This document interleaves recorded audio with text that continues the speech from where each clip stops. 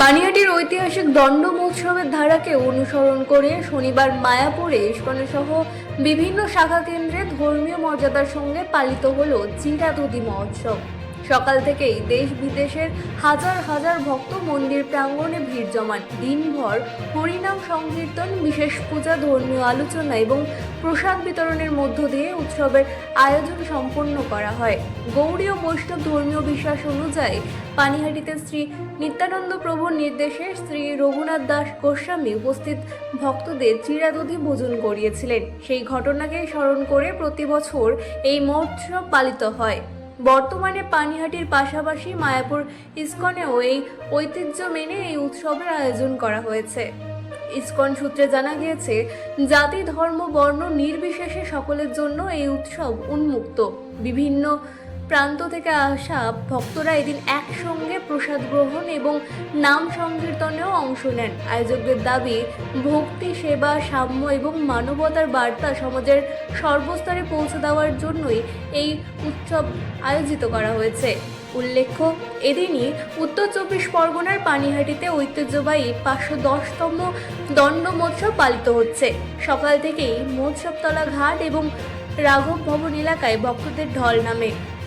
সেই ঐতিহাসিক দণ্ড মহোৎসবের স্মরণে মায়াপুর ইস্কনের এই আয়োজন প্রতি বছর বিশেষ গুরুত্বের সঙ্গে পালিত হয়ে আসছে। Bureau report, রাতদিন news network. হরে কৃষ্ণ। ইস্কনের প্রধান কেন্দ্র শ্রীধাম মায়াপুর সহ বিশ্বব্যাপী বিভিন্ন শাখা কেন্দ্রে ঐতিহ্যবাহী পানিহাটি চিরাধুতি মহা মহোৎসব যথাযথ ধর্মীয় মর্যাদার সঙ্গে এবং উৎসাহ উদ্দীপনার সঙ্গে পালন করা হচ্ছে। দেশ বিদেশের হাজার হাজার ভক্তবৃন্দ এই উৎসবে অংশগ্রহণ করেছেন। জাতি, ধর্ম, বর্ণ নির্বিশেষে সকলেই শ্রী চৈতন্য মহাপ্রভুর আশীর্বাদ লাভ করার জন্য প্রয়াস করেছিলেন রঘুনাথ দাস গোস্বামী।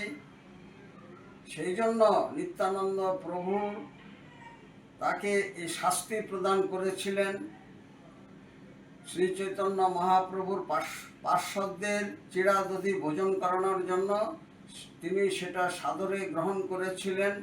পানিহাটিতে এই উৎসব ঐতিহ্য বহন করে আজও চলেছে এবং সেখানে রাঘব ভবন, সেখানেও এটি পালন করা হয়। মায়াপুরে পালন করা হয়। এই উৎসব শ্রী চৈতন্য মহাপ্রভুর প্রেম শৃঙ্খলে বেঁধে দেয় সমস্ত বিশ্বের মানব সমাজকে। গ্রীষ্মের দাবদাহে এই উৎসব সকলের মনে এনে দেয় শান্তি, স্বস্তি এবং আনন্দ। যারা আসেননি তারা এই উৎসবে অংশগ্রহণ করে আনন্দ লাভ করুন।